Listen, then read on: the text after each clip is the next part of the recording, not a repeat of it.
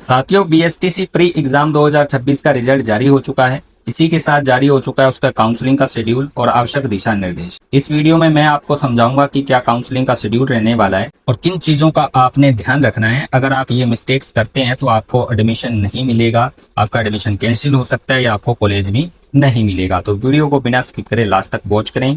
Channel पे नए हैं तो चैनल को सब्सक्राइब कर दें, वीडियो को लाइक शेयर कर दें उन दोस्तों के साथ जिनको इस साल बीएसटीसी की काउंसलिंग करवानी है। काउंसलिंग के शेड्यूल और आवश्यक दिशा निर्देश की पीडीएफ की लिंक आपको डिस्क्रिप्शन बॉक्स में मिल जाएगी, आप वहां से डाउनलोड कर सकते हैं। अब बात करते हैं इसके काउंसलिंग शेड्यूल की। तो सबसे पहली चीज जिसका आपने ध्यान रखना है, जो मिस्टेक आपने नहीं करनी, सबसे पहले अपना फॉर्म चेक करना है। अगर आपने अपने फॉर्म में जो डिटेल भरी है वो सही है फिर तो ठीक है, नहीं तो आप क्या है उस डिटेल को करेक्ट करेंगे 200 रुपए की फीस भर के। और ये करेक्शन आप कर पाएंगे 11 जून से 16 अक्टूबर 2026 तक।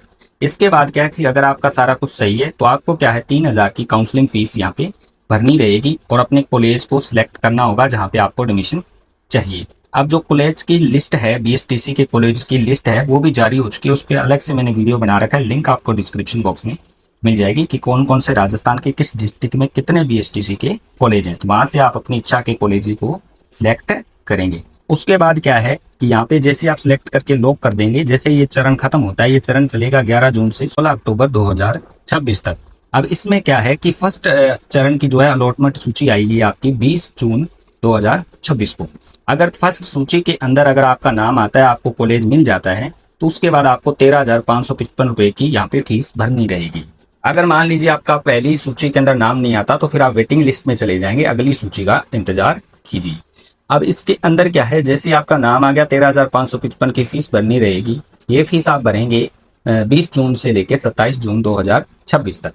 इसके बाद क्या है, आपने ये फीस भर दी, उसके बाद आपको क्या है कॉलेज में रिपोर्ट करना होगा। जो भी कॉलेज आपको मिला है वहां पे जाके आपको रिपोर्टिंग करनी होगी। ये रिपोर्टिंग रहेगी आपकी 20 जून से 29 जून 2026 तक। जैसे आप रिपोर्टिंग करेंगे तो वहां पे आपका डॉक्यूमेंट वेरिफिकेशन होगा और कॉलेज आपका जो एडमिशन क्या है ऑनलाइन करेगा। ये प्रोसेस भी 20 से लेकर 29 जून 2026 तक रहेगी।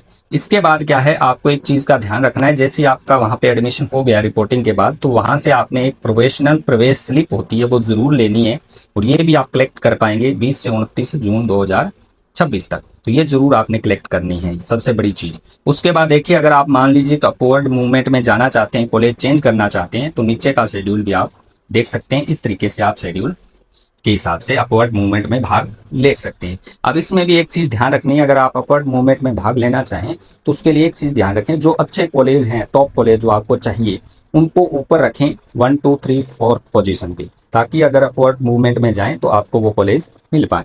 ये चीज आपने जरूर ध्यान रखनी है। इसके अलावा जो चीजें ध्यान रखनी है, आपने अपनी कैटेगरी सही भरनी है। जो भी आपकी कैटेगरी है, जिसका भी आपके पास प्रमाण पत्र है, वही कैटेगरी आप भरें।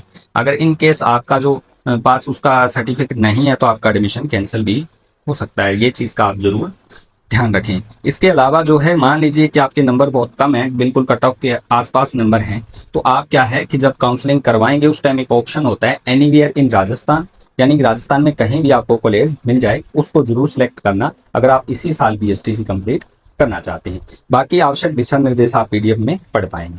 तो फटाफट से जाइए, अपनी काउंसलिंग कराइए। मेरी तरफ से आपको बहुत बहुत शुभकामनाएं।